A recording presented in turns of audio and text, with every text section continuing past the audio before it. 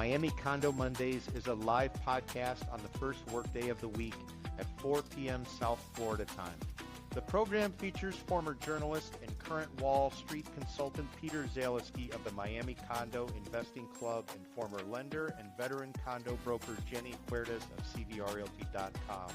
Recorded weekly in greater downtown Miami, this one-hour discussion will provide a refreshing and sometimes controversial perspective on the state of the South Florida condo market from a pair of seasoned real estate professionals who do not always agree. The program won't tell you what to think about the South Florida condo market, but will give you something to think about before buying, selling, taking listings, or financing units. This podcast is not authorized by the Miami real estate industry and will quite possibly annoy many of its figureheads.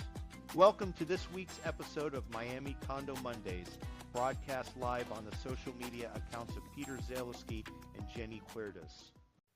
Happy Monday, Miami. It's Miami Condo Mondays, a discussion about what's going on in the Miami condo market, the Tri-County, South Florida region of Miami-Dade, Broward, Palm Beach County. I'm Peter Zaleski, condo consultant, expert witness, founder of the Miami Condo Investing Club. I'm joined here by my partner, my co-host, the broker owner of CVR Realty, Jenny Huertas. Check out her website, cvrrealty.com. Thanks for tuning in. Remember, every Monday at 4 o'clock, we go live. And Jenny, you know what we're talking about today? We're talking about Club 11, and don't misspell it.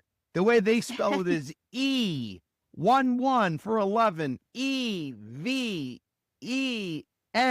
Club 11. Jenny, it was a strip joint. Then it became a cabaret.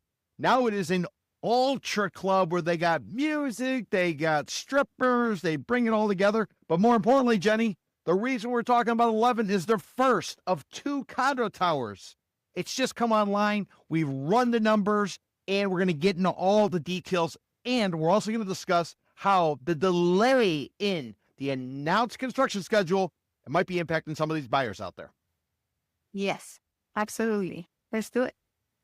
So, Jenny, before we get into it, let me just point out to everybody, this is our last podcast of the South Florida winter buying season, which goes from November through April. This is it, Jenny. Winter is wrapping up, and what I want to tell everybody is next week, I want to talk about what occurred during the winter buying season, and then the following week, I want to come out and give people an idea of what we expect for the summer buying season, which goes from May through October. Traditionally, what happens is people come to town between November and April. They come here for an event. They come here to go on vacation. Maybe they come to go on a cruise while they're here. They catch the bug. They start looking for a condo. They start kicking the tires. By the time they ultimately find a place that they want, they go under contract. They end up closing it. A lot of times it's going to close in the summer buying season, but the shopping begins in the winter buying season. Excuse me. The shopping begins in the winter buying season, and the transactions actually hit the tax rolls in the summer buying season. Kind of an interesting type of market. I'm very curious to see what's going to happen this summer buying season. Why, you ask? Well, you didn't ask, but I'm going to tell you. We got the FIFA World Cup this year. It's going on in the United States, going on in Canada, it's going on in Mexico. Miami is fortunate enough to be hosting some matches. People are going to be rolling in to go to these soccer matches in June and July, and then you're going to get in August. That's traditionally the vacation time. Schools go back at the end of August. Therefore, a lot of parents, they take their kids on vacation. August tends to be dead. That's when a lot of people, they hightail it out. They go to North Carolina. They go to the Hamptons. They go to Canada. They go to Europe. They're not really here. And then when you come back after the Labor Day holiday, which is the first Monday in September, that's normally when things start to get ratcheted up. Although this year, that's probably where you're going to see ramped up campaigning for the midterm elections in November. They're going to be contentious. There's going to be a lot of marketing, and some people, Jen, they don't want to buy real estate before there could be some sort of change in power in the federal government. We're not talking about president, but we're talking about potentially Congress, both the House of Representatives as well as the Senate. So a lot of things going on, Jenny. If you didn't sell your condo during the winter buying season like we told you to be bold, we told you to discount your price just to get out the door, you might be stuck with this thing until after Thanksgiving. And then the problem there is the budget for the 2027 year starts to come online for these condo associations. And I would venture to guess condo fees, they're not going down. Yeah, that's a really, not very nice prospects the way you put it this time. But I think this time is going to be, I think it's going to be different because the people were holding a lot with the pricing. So I think summer is going to be busier than the winter. I expected the winter to be busier as far as getting into contracts. And we're seeing and noticing that there was a stagnation on the last couple months, as opposed to we were thinking that would happen. So that makes me think that, it's going to be a totally unexpected summer and even fall, because everything is up in the air. But a lot of investors, a lot of people that have experience buying real estate, they see that as an opportunity instead of paralysis by analysis. So yeah, a lot of the buyers, the traditional buyers, will be thinking twice or three times. But I think investors probably make a move if the price is correct. But if the investors make the move, those aren't the emotional buyers. They're not the ones that fall in love with the smell of the lobby and the color of the paint and how nice the kitchen's been upgraded. Those buyers are the ones looking for a discount. And what it ultimately comes down to is, can the sellers hold? Can those sellers who came in 2021, 2022, 2023 win? Basically, you work from home, if we all remember. You didn't have to wear a mask like in some of the blue states. Florida, Governor Ron DeSantis said, no mask required. Miami Beach said, come on down the Ocean Drive, get on a cop car, police car, and torque your heart to your heart's desire. And everybody fought in the market, Jenny. A lot of people still have that 2021, 2022, 2023 pricing in their head. I don't think that world exists anymore. Right. I think it's obvious. I mean, like, we do take a look to the stats every week, if not every day, in different markets. So, we have a better idea how these things are behaving. But to be honest with you, I think summer is gonna be an interesting time. So this time I'm not gonna go too far away for too long. Well, listen, I'm with you. I think summer's gonna be very busy. But I think that the sellers are going to have to cut their price. If they are holding firm and they ran out for the winter buying season, even though we told them coming into the winter buying season, remember, November through April, we told them the first half people had to get out. We're going to pull the ripcord. Second half, those people who weren't able to sort of get the price that they wanted, those are the same people who, Jenny, by the way, they think their one kid is great at soccer. They think their other kid's on the honor roll. They think they have the best car. They think their significant other's good looking. They think they live in the best neighborhood. Those people, if they didn't have the religious moment, they are still stuck in their place. And now they're facing the prospects of buyers being discount oriented and or sitting on that condo all the way through to the time when we're talking about turkey, we're talking about ham, we're talking about all the fixings. We're also talking about the political debates that are going to occur at that Thanksgiving table. Jenny, who would have thought on the brink, on the eve of May, we'd actually be talking about Thanksgiving? That's what sellers need to be cognizant of. And if you're a buyer, what I always say, low ball, low ball, lower ball. Although Jenny says lower ball, lower ball, lower ball. Exactly. Yeah, because if you wouldn't offer that makes sense, it would be accepted. It's not like you're gonna cut up from your head 50 cents of a dollar. No, if you do something like 75 cents of a dollar, that make probably sense to some sellers, not all of them. Some of them, as you say, they think they had the best of the best, and it's something in their head that then allow them to accept offers. But the problem with condos is that if they start happening a sellout in any given condominium, then you're gonna be forced, even if you don't want to, or you rent it, or you stay in the place. So you're gonna see that also happening. Once they have more than a percentage of condos going down, the comparables are going to be terrible, and the people are not going to pay more than the prices. The prices would appraise. So that's the thing. Now offers are even when the offers are cash, they are appraiser, like subject to an appraiser. So therefore, if there are comparables that are much lower than yours, then it's not going to happen. Yes, it's not going to happen. And Jenny, let's get in a time machine. Let's go on all the way back to 2020, 2021. What happened back then? Well, in 2020, Miami hosted the Super Bowl. Right after the Super Bowl, a couple weeks later, all of a sudden there was the outbreak of the coronavirus, of COVID, whatever you want to call it. Everybody was on lockdown. The world shut down. There were people stuck on cruise ships. They couldn't get off the cruise ships. Countries didn't want to accept them. How are you going to get supplies? There was something called essential workers. Remember, everybody talked about essential workers. Everybody signed up for Amazon. You wanted to have stuff delivered to your house. Once the packages came, you were afraid to bring it inside your house because there might be germs on the outside. How long did it last? Did you have to put rubbing alcohol on the boxes? This is what we were in. The feds were giving out all kinds of cash, whether it was under President Donald Trump or whether it was under Joe Biden. So the economy was kind of reeling. All of a sudden, people were cash rich. They started taking advantage of things. And then all of a sudden, we had a vaccine come online. But in between, you had a mandate by some states. You had to wear a mask if you were going to go outside, or you could get, I don't remember what the penalty was, if you could get fined or you get arrested, whatever the case was. But basically, everybody was on lockdown. The streets were dead. Nothing was going on. It was very limited to be able to do anything. And then suddenly there was an abrupt change or a pivot. And now suddenly certain states, like blue states, these are going to be Democratic states, they kept the mask mandate. Other states, like Florida, said you didn't have to wear it. And as a result of that, companies realized in order for them to go forward, what they were going to have to do is they were going to have to allow people to work from home. So people were loving it. Work from home 5 days a week. You didn't have to commute. You could do what you wanted. And because of that concept of working from home and because of Zoom, all of a sudden people said, you know what? Let me go to a different market where there's maybe no state income tax like Florida and get out of a place like New York, which has state income tax. The city has city income tax. Go to California. There's all that type of stuff.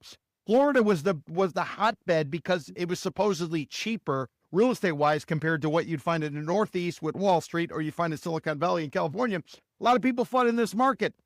Jenny, how many people would submit offers on a particular place? How long were the queues in order to get in and walk through an open house and be able to go ahead and win the right to overpay for a condo and then take it down and feel as if you were lucky? Jenny, they went into places like Austin, Texas, which is a tech hub. Don't get me wrong. They went into Idaho. They were flooding into Idaho. All these little areas were suddenly popping up because people thought they could work from home. They were chasing quality of life. They could get on Zoom. They could do whatever, and everything was going to be great. Am I getting that right, or did I mix something up so far? Yeah, something that happened in 2021 is that on the first part of the year, the prices were really attractive. And of course, because of the pandemic, the interest rate was so low.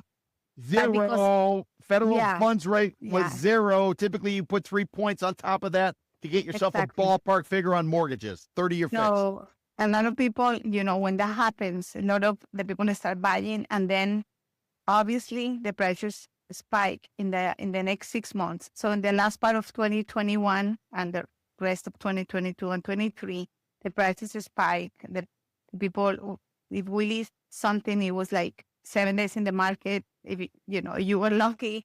So it was like it was madness. And fast forward, the market is flooded with inventory. Because now we had to mention all this pre-construction that started selling in 2021, 2022, and now it's going to be delivered with a delay. So right now, this is the moment I was waiting for me, because this is the moment where I can tell a smart investor, say, hey, you didn't have your money tied up for 5 years. You can probably pay less than that this person paid to the developer. You don't have to pay the 2.75% developer fee, all the reserves, all the expenses that they have to incur when you buy pre-construction, when you go to that closing table. So maybe this is the time for you to acquire something new. And now we start seeing the results as you speak about the 11. Jenny, you mentioned 2.75% developer fee. Is that what it currently is? Oh, 1.75, sorry. Okay. Just Listen, that 1.75% developer fee, in my opinion, it's a junk fee. Typically, when you go and you do a closing, you figure 1% or so, based on my experience for a closing. Developers banging you for 1.75 or maybe even higher. They're putting part of the money in the pockets of the title company or the closing company. The other part's going into the developer's coffer. It's the biggest hustle out there, and there's nothing you can do. If you want to buy pre-construction, this is the cost of admission. So, I'm glad it's only 1.75. And for all you developers out there, well, if you pay $1 million, you drop a 1.75 on the closing cost. People to do the paperwork. This is for a condo that's brand new. What kind of cloud on title could there possibly be? But, who's to say? I'm not very smart. The developers are very smart. And apparently the buyers are, I don't know how smart they are because they're dropping the fees on it. But that's one of the ways that developers make money along the way. They bang you with a junk fee that's called a developer fee, which is over and above what it should cost, in my opinion, for a closing. Agreed. In my opinion, it would be in the future where you have a cap. Because when you're talking about $10 million property, you're talking about $175,000. That's a lot of money for a developer fee. Obviously, they pay salespeople with that. I don't know what they do with the money, but still, it's a fee that is definitely outrageous. Yep. So Jen, to set the scene, 2021, everybody's coming in here. They're picking off resale condos. And whenever you run out of supply of resale condos, what do? You start building new condos. Traditionally, what will happen, and I've done pricing for condo developers, you put about a 20-25% premium on a new condo versus maybe what the market is going for. There's other things, but just to have conversation's sake. So developers had to come forward and they say, you know what, we're going to do pre-construction. And the way pre-construction works down here is you go ahead, you buy a piece of dirt or you get it under contract. You then go meet with the city in which the property is located. You get an idea of what the city's going to allow, what's permitted. You have your professional staff. You guys then go forward. You get an approval from the city government.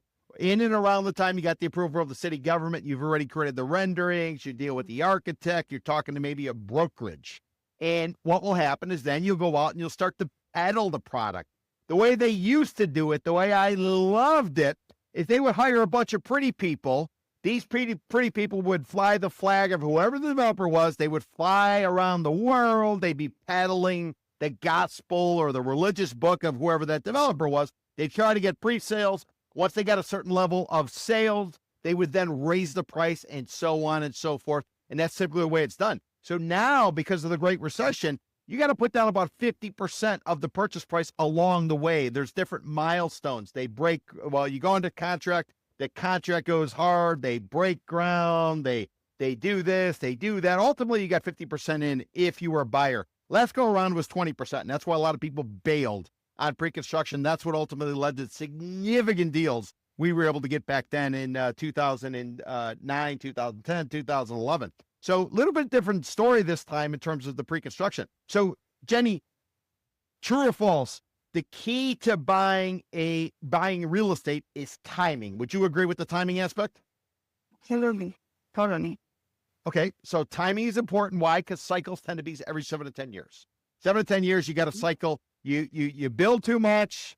You got to clean it up. And then you start building again, basically how it goes. And real estate's not real time. When these developers get into a property, it's a 5 to 7 year process to go through all of that. Because remember, once you hire the pretty people and you put on the parties, the ones I used to love, you go there, you eat some food, you drink some of their booze. Maybe you buy something, maybe you don't, but it's a good night out, especially in today's day with affordability. And once they hit enough pre-sales, they then go to a bank. Bank will then go ahead and give them financing. They'll begin the construction. They'll go forward. And 2 or 3 years later, the tower is done. That's all it takes. So let's call it 5. Let's call it 7 years. So these guys over at Club 11, which a little bit of history on it. What's interesting, well, there's all kinds of history about 11, but in that particular area, I'm not really sure where to start. Jenny, should I take us all the way back to Julia Tuttle? The woman who's prohibition, right? Of course. The woman who's credited with creating Miami, the mother of Miami, as some of them do, the one who has a causeway named after her. Jenny, should I take us all the way back to then? Yeah, absolutely. That give you a lot of context. Okay, so let's go way back in the day, late 19th centuries. There's this woman from Cleveland. Her family comes down. They buy a bunch of dirt. They own a bunch of dirt. And her name is Julia Tuttle. She owns the north bank of the Miami River, south bank of the Miami River. Is a guy who went gold prospecting in California. He crapped out. He then goes to Australia. He craps out there. You know what he decides to do? He decides to set up a hotel. While he's got the hotel and he's banking because everybody's coming there to look for gold in Australia, he meets this English woman. This is in Australia. This is in New South Wales, the state immediately north of Victoria and Melbourne. So between Sydney and Melbourne, if you guys ever look on the map, if you look at the map of Australia, it would be about here. And then this would be like Tasmania, and that's Antarctica. Anyways, he marries her. He comes back, does a variety of different things, including an advisor to Abraham Lincoln. Ultimately ends up buying dirt in Miami and the South Bank. So South Bank, you got the Brickles, Old Man Brickle, William Brickle, and Mary Brickle. North Bank, you got Julia Tuttle. So Julia Tuttle, she wants to make Miami happen. So what does she do? Her and the Brickles, they kick in some dirt. They give it to a guy called Henry Flagler. Henry Flagler brings his train down because they committed a bunch of dirt to him. He builds a Royal Palm Hotel at the north bank of the Miami River where today's Aston Martin or so. There's, they've added land and fill and stuff like that. Basically around Aston Martin, Hotel Intercontinental, the Met One, all that stuff. So they go ahead to build a Royal Palms Hotel. So when Old Man Flagler was bringing in his train, which ultimately dumped off right across from the old Dade County Courthouse, right by the government center in downtown Miami. So when they were doing it, Julia Tuttle says, hey, Old Man Flagler, listen, I don't believe in booze. I don't want alcohol. So they make the city of Miami a dry city. Dry. It means no bebe, right? Is that how you say no drinking? No bebes. Yeah. No se puede tomar. Don't drinking. Yeah. Exactly. No beber. booze. No booze. All right. So they make it no booze. And you know where city Miami limits were? They were on 11th Street. You know where the cemetery was? It was on 18th. Mm-hmm. So 11th Street was the... No? Yes, the original city. So because it's on 11th Street, all of the boozers, the gamblers, the brothel, all that type of stuff, it was all the north side of 11th Street. Hence, the name 11. 11th Street has always been that divider. The 11 Project, Jenny, I don't know if you remember it. There used to be an old strip joint there called Gold Rush. It was a real shithole. You would have developers hanging out there. You have people in the business hanging out there. That was kind of a no